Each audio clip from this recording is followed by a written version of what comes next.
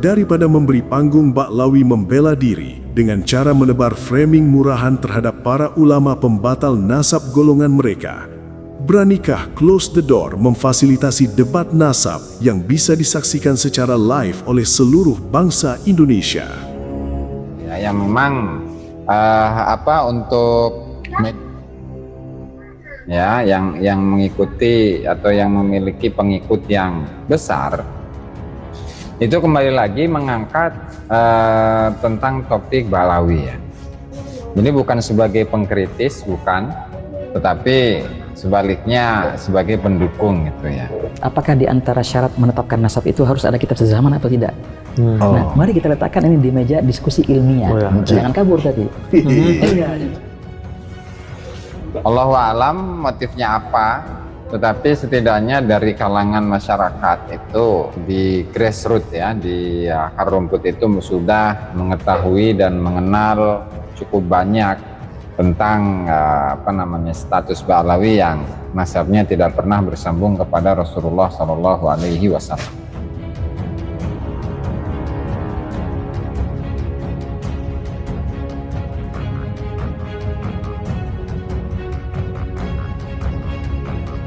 Close the Door milik Deddy Corbuzier melalui acara Login yang hostnya Baklawi Jakfar Hussein Al-Hadar telah melakukan propaganda busuk melalui bintang tamunya Baklawi Mujtaba dari Marga bin Syihab pada tanggal 15 Maret 2026, di mana Baklawi yang masih satu marga dengan Rizik Syihab ini memframing para ulama pembatal nasab golongan mereka sebagai pihak yang tidak fair, selalu kabur ketika diajak untuk diskusi beradu data, yang kemudian disambut tawa bernada menghina oleh si keturunan pendatang Yaman non-Baklawi, Mamat Al-Katiri. Lalu benarkah pihak Baklawi benar-benar sudah menantang Kiai Haji Imaduddin Usman untuk beradu data? Mari lihat faktanya. Diskusi nasab di pesantren Benda Krep pada bulan Juli 2023, Ormas Nasab Rabitoh Alawiyah tidak mengirimkan perwakilan resmi mereka. Orang-orang yang datang sama sekali tidak mewakili organisasi resmi Baklawi di Indonesia, sehingga apapun hasil diskusi tidak akan mempunyai legitimasi apapun, karena yang terjadi di sana hanyalah sebatas debat kusir belaka. Sedangkan Kiai Haji Imaduddin Usman menginginkan debat resmi yang memiliki konsekuensi di dalamnya, yaitu jika Ormas Nasab kalah dalam penyajian data, maka Rabitoh Alawiyah harus siap mengakui dan mengumumkan kepada dunia bahwa golongan mereka bukanlah keturunan Rasulullah. Begitu pula sebaliknya, jika Kiai Haji Imaduddin Usman kalah karena pihak Ormas Nasab bisa membuktikan secara data-data ilmiah yang bisa diverifikasi kebenarannya, Kiai Haji Imaduddin Usman akan taslim dan mengakui kesalahannya. Yang kedua, acara debat di kantor Ormas Nasab Rabitoh Alawiyah. Perlu diketahui oleh seluruh umat Islam bangsa Indonesia, jauh hari, tepatnya 3 bulan sebelum Ormas Nasab mengadakan acara, salah satu universitas ternama di Indonesia, Universitas Islam Negeri Wali Songo Semarang, telah mengagendakan acara debat terbuka yang bersifat akademis antara Kiai Haji Imaduddin Usman dengan Ormas Nasab Rabitoh Alawiyah. Kiai Imad sudah menyatakan bersedia hadir dalam acara. Pihak Ormas Nasab pun telah menerima undangan resmi dan perwakilannya berkata akan diusahakan untuk hadir di sana. Namun setelah itu secara tiba-tiba, Ormas Nasab Rabitoh Alawiyah mengadakan acara tandingan di kantor pusatnya, yang acaranya cuma berselang 2 hari sebelum acara di UIN Wali Songo yang telah diagendakan jauh-jauh hari sebelumnya. Pihak Ormas Nasab semakin mempunyai alasan untuk tidak hadir dalam acara debat di UIN Wali Songo setelah calon moderator debat di UIN keceplosan dalam sebuah podcast, di mana ia mengatakan tema diskusi yang asalnya membahas sejarah dan peran habaib di Indonesia tidak menutup kemungkinan temanya akan melebar pada pembahasan nasab kaum Habib. Apakah benar nasab golongan mereka bisa diverifikasi secara ilmiah berdasarkan ilmu akademis dalam dunia pendidikan di Indonesia? Ya, tema diskusinya kan menarik, migrasi agama dan peran sosial keagamaan klan Baklawi di Indonesia. Ini tentu banyak aspek yang bisa dibahas ya. Persoalan nasab ini hanya sebagian daripada tema besar itu. Tapi mungkin karena kondisi ini, wacana ini sudah lama bergaung di medsos, saya kira memang nanti saya menduga orang fokusnya pada soal antitesisnya Kiai Imad itu tadi. Padahal sebenarnya tema ini sangat luas sekali.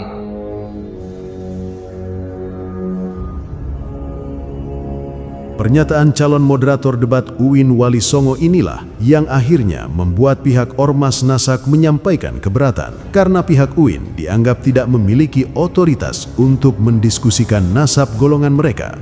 Dan untuk hal tersebut, Ormas Nasab beralasan sudah menyiapkan forum sendiri yang akan digelar di kantor pusatnya. Rentetan peristiwa Ormas Nasab yang mengadakan acara tandingan, kemudian didatanginya pihak UIN Wali Songo oleh orang dari Mabes Polri, yang akhirnya membuat acara debat di UIN dibatalkan oleh panitia. Tentu saja ini bisa dibaca sebagai rentetan peristiwa yang tidak berdiri sendiri, namun ada pola yang rapi, bahkan bisa dibilang nyaris terlalu rapi untuk sekadar disebut dinamika biasa. Ormas Nasab tiba-tiba menggelar acara tandingan dengan waktu yang sengaja ditempatkan sangat berdekatan, yaitu 2 hari sebelum acara di UIN Wali Songo Semarang. Kedekatan waktu ini tentu saja bukan hanya soal teknis, melainkan strategi licik dari pihak Ormas Nasab, yaitu menggeser fokus, memecah perhatian, sekaligus menciptakan atmosfer panas sebelum forum utama benar-benar dilaksanakan. Lalu, datang peristiwa berikutnya. Pihak kampus didatangi oleh orang Mabes Polri yang membawa peringatan tentang potensi terjadinya huru-hara jika diskusi nasab Baklawi tetap dilaksanakan. Pesan tersebut bekerja seperti tekanan halus, tidak melarang secara frontal, tetapi cukup untuk menanamkan kekhawatiran. Dan dalam situasi seperti itu, keputusan panitia untuk membatalkan acara menjadi sesuatu yang hampir tak bisa dihindarkan. Walaupun pihak UIN sudah mengatakan dari Polri, ini kepercayaan UIN yang kita hormati ya. Tapi saya sebagai publik, sebagai masyarakat perlu bertanya kepada institusi Polri, apakah memang Polri tidak mampu untuk menyelesaikan kalau ada tekanan-tekanan massa atau ancaman atau kemungkinan potensi-potensi konflik itu, Polri sudah tidak mampu lagi untuk menjaga sebuah ajang ilmiah di suatu kampus yang memang itu bagian dari kebebasan akademik, bagian dari kebebasan berpendapat, bagian dari kebebasan untuk menyampaikan berkumpul secara politik dan sebagainya.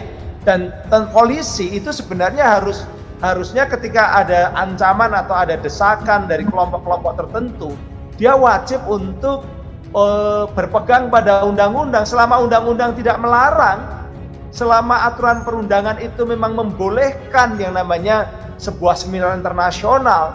Sesensitif apapun, justru Polri harusnya menjaga keamanan itu. Di titik inilah terlihat jelas benang merahnya.